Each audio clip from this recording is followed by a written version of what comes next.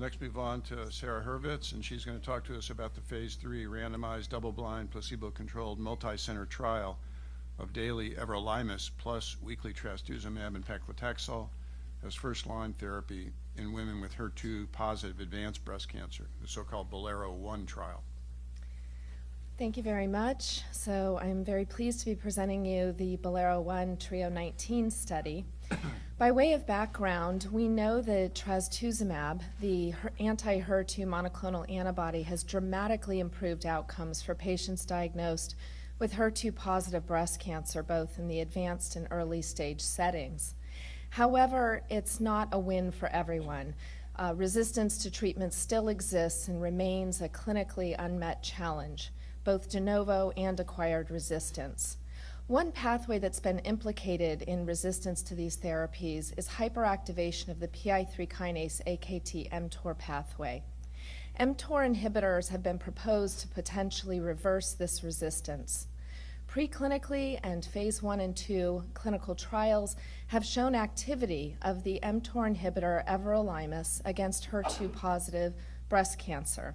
And most recently in the last year, the results of the BOLERO-3 study were presented, which showed that using trastuzumab in combination with vinorelbine and everolimus, an mTOR inhibitor, improved progression-free survival for patients with HER2-positive advanced breast cancer in the pretreated setting, so second, third line setting and beyond.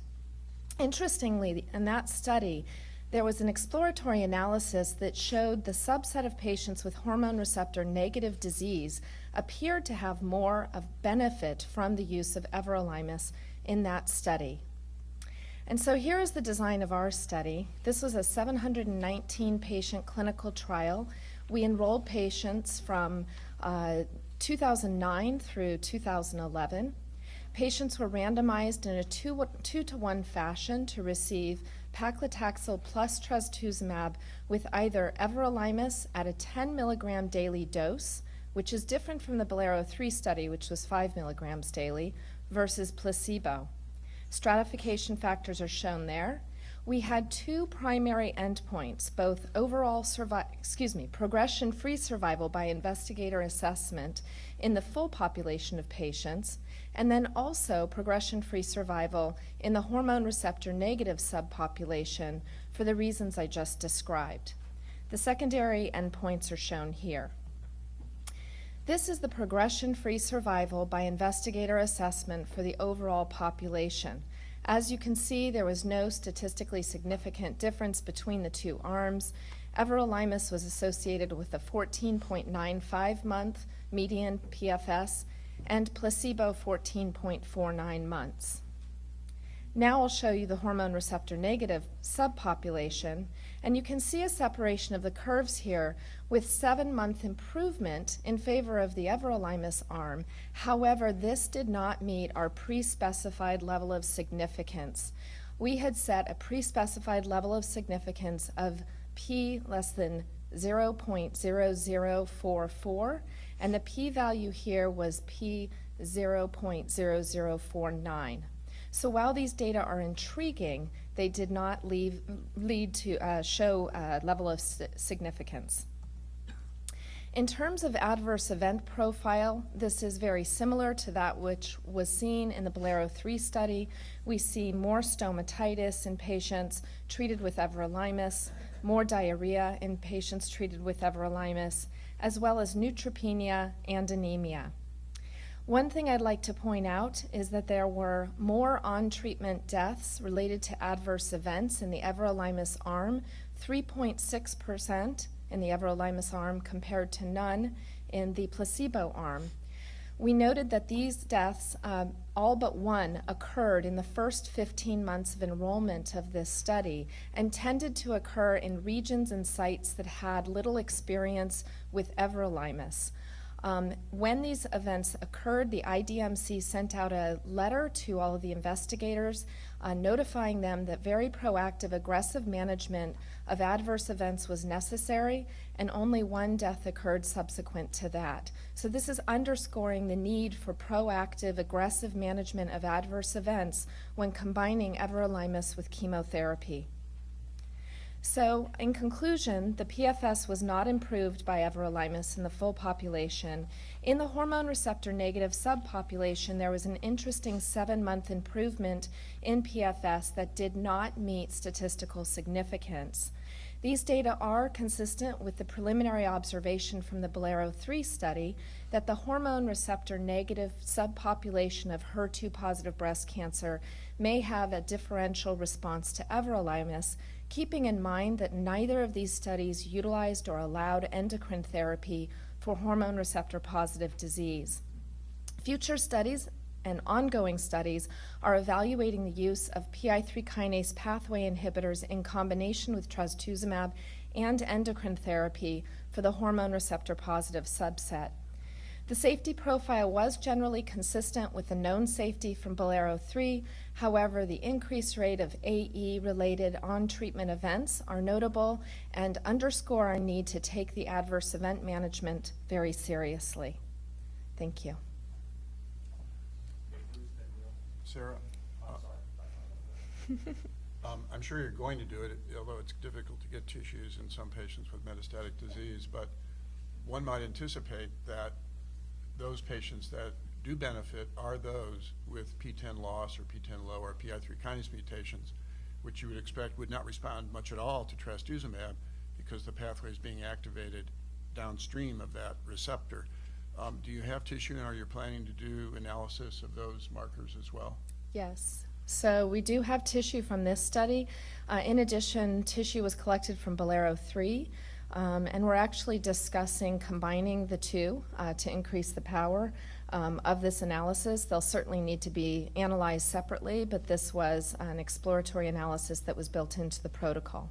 So it may be that once you identify a subgroup, you'll see much more definitive or much more impressive results. I wonder if the ER-negative subset, which has a little higher degree of PTEN loss, that may be the explanation. It certainly might, yes. Questions? Yes, sir. Yeah, Bruce Jansen, Oncology Report. For your pre-specified subgroup analysis in the HR-negative patients, you set the bar heroically high. Yes. What were you thinking? So the BOLERO-3 results came out before we had accrued all of our PFS events. So before we had unblinded the study and knew the results, we amended the protocol to include this second primary endpoint. So the protocol was not built to do this from the get-go. Had we known there was going to be this signal with hormone receptor negative when we first built the protocol, we might have just done the study in hormone receptor negative, or we might have enrolled more patients in that subset because we were so close to meeting our pre-specified level. The reason that we set the bar so high for that subset is that we wanted the alpha, the error rate, we wanted to heavily favor the full population so that we would not miss a signal in the full population. And so this was a statistical decision that was made, but certainly we're all thinking about that and also thinking about whether future studies should be planned in the hormone receptor subset themselves. Hi, over here. Neil Osterwald with Medscape. Just could you elaborate on what some of the adverse events were that led to the deaths with everolimus? Absolutely. So primarily pulmonary-related events, pneumonitis, pneumonia. There was a cardiopulmonary arrest, which we weren't able to clarify more than that. And I will be showing that later today as well. But they do appear to be, there does appear to be more that are related to lung-related events. Carolyn, Helwick Asco Post. How could you include hormone receptor positive patients in a study and not treat them with endocrine therapy? Can you raise your hand? I'm not sure who's, oh, there you go. I'm sorry? How many were hormone receptor positive in your study, and how can you not use endocrine therapy on those patients? So I'll show you, I'll first answer how many were hormone receptor negative, and there were 309 patients that were hormone receptor negative, and so the rest were hormone receptor positive. This is a good question. However, Even though hormone receptor negative breast cancer, hormone receptor positive breast cancer can be treated with HER2-targeted therapy and endocrine therapy, there have been several studies that have been done that show the PFS and response rate seen by combining these agents is relatively low. We have data from the TANDEM study as well as the EGF 3008 study, also in the first-line setting, where response rates were quite low with AI plus trastuzumab or AI plus lapatinib. And so we felt it was ethical to use chemotherapy, at least in the beginning, with the trastuzumab and everolimus. Now with our retrospectoscope on, I think, as I stated, ongoing studies and future studies are going to be analyzing, utilizing endocrine therapy with HER2-targeted therapy and PI3 kinase inhibitors in this setting. I think it's important to emphasize, too, that the patients also got chemotherapy here.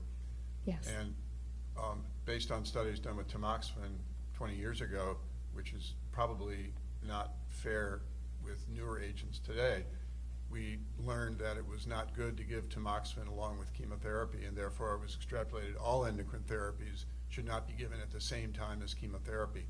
I suspect that that's wrong, and there are trials, as Sarah said, going on right now looking at adding endocrine therapy in ER-positive tumors. I think it's important because ER provides an immediate escape mechanism. If you don't block it in a HER2-positive tumor, the estrogen receptor can start activating and signaling the cell to survive, providing an escape mechanism. So it's a very important issue, but because chemotherapy was given and because of the other reasons that Sarah mentioned, it wasn't incorporated in this particular study design.